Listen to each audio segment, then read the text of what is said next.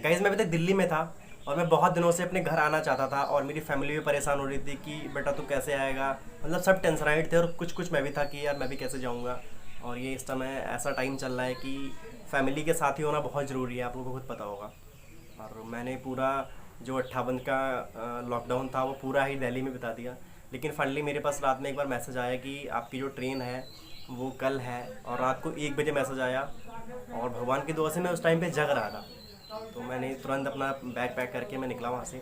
निकलने के बाद मैं उनके जो बना रखे थे, उन्होंने कंट्रोल रूम बना रखे थे जहाँ से वो कलेक्ट कर रहे थे हम लोगों को ट्रेन पे तक पहुँचाने के लिए।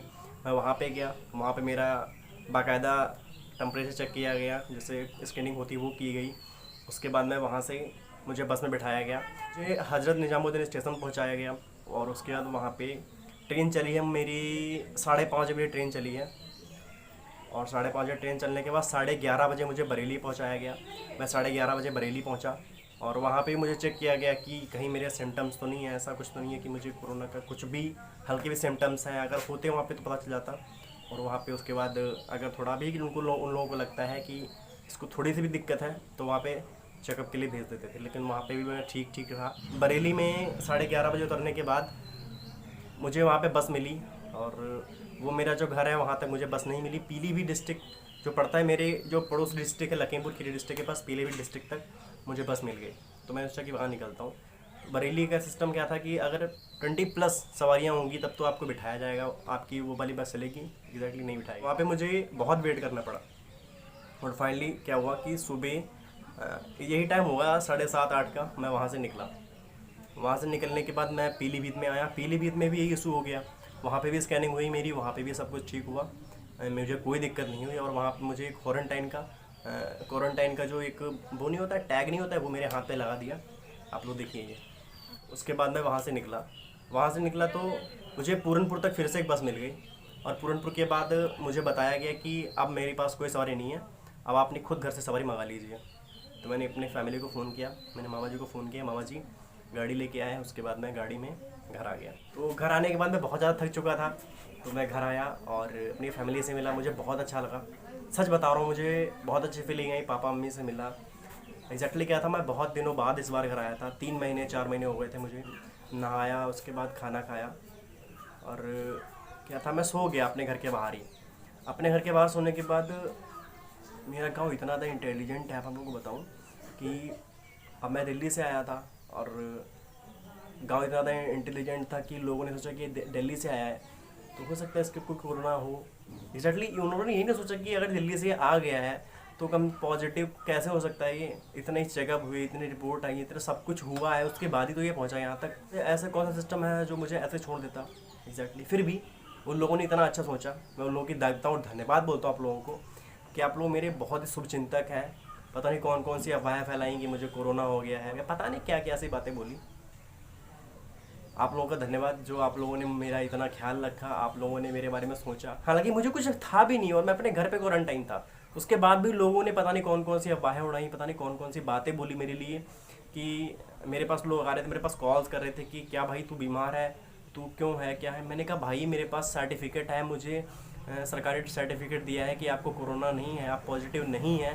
और उसके बाद भी लोगों को ये कुछ समझ ही नहीं आ रहा है। मैं आप लोगों से ये कहता हूँ कि सबसे ज़्यादा मेरे लिए मेरे इंपॉर्टेंट मेरी मम्मी और पापा, मेरी बहन है, ठीक है। अगर मुझे थोड़े से भी सिम्टम्स होते हो, अगर मुझे भी लगता तो मैं क्या अपने घर पे आता, मैं खुद बाहर क्वारंटाइन हो जाता। और मैं अगर मुझे थोड़े से भी सिम्टम्स है तो आप लोगों को पता ही है कि फैलता है वो, मैं अपने घर पे ही नहीं आता, पहली बात यार। और आप लोग ये पहली बात, मुझसे कोई कहता ही नहीं है कि तुझे क्या है। मुझे जो कॉल करते हैं वो मेरे दोस्त अपने हैं, वो कहते हैं यार मुझे सुनने को मिला, मुझे समझने को मिला। तो क्या है यार, ये मैं अपने घर पे आया हूँ। हाँ। और रही बात, आप लोगों को कोई काम तो है नहीं एक्स्ट्रा, कोई काम कर लो अपना, अपने काम में देख लो, अपनी तरक्की के लिए सोच लो, बोलो अपने काम से काम रखो ना। क्या मतलब है यार, मुझे कोरोना होगा मैं झूलूंगा यार। और अपने गांव वालों को बार बार हाथ जोड़ के थैंक यू बोल रहा हूँ कि आप लोगों ने मुझे इतना प्यार दिया और मेरा इतना प्रचार किया कि मैं अपने घर पहुँच गया हूँ। और बहुत ढेर सारी बातें बोली कि मुझे कोरोना हो गया है, मुझे बुखार आ रहा है, ठीक है, मुझे पलटियाँ हो रही हैं, और ऐसी ढेर सारी बातें मुझे सुनने को मिली हैं। और मुझे पता भी है कि वो कौन सा बंदा है जिसने मेरे बारे में सारी ये बातें बोली हैं। एक्जैक्टली मैं आप लोगों को नहीं बता रहा हूँ, मुझे खुद पता है। लेकिन भाई मैं आपको एक बात बता दूँ कि आप थोड़ा संभल के रहो यार, अपनी तरक्की के लिए सोचो। ये फालतू बातें सब क्या है यार। हुँ? मैं खुद क्वारंटाइन हूँ, मैं खुद कहीं नहीं जा रहा हूँ। हाँ, मैं खुद एमएससी कर रहा हूँ, मैं खुद मास्टर ग्रेजुएट होने वाला हूँ कुछ दिन बाद। हाँ, मुझे इतनी तमीज़ नहीं आएगी यार, क्या आप लोग कैसे ब्लेम कर सकते हो यार। आप सब लोग पढ़े लिखे हो, अपना पूरा अच्छा समाज है यार, ये समाज को गंदा कर रहे हो आप। कोई अच्छी बात, मैंने इंटर में टॉप किया था, किसी को पता है गाँव में? नहीं पता है। मैंने इंटर में टॉप किया था, ये बात किसी को नहीं पता होगी। लेकिन हाँ, अगर मैंने कोई गलत काम कर दिया तो वो सबको पता होगी कि हाँ यार, उस बंदे ने ये गलत काम किया था। सो आप लोग बुराइयां ना देखें किसी की। एक्चुअली मेरी ये कोई बुराई नहीं है, मुझे कोरोना है ही नहीं यार, मेरे पास सर्टिफिकेट है। अगर आप लोगों को लगता है कि मुझे थोड़ी सी भी सिम्टम्स है, कुछ भी है, तो मैं आपको सर्टिफिकेट आपको व्हाट्सएप कर दूं, बताइए।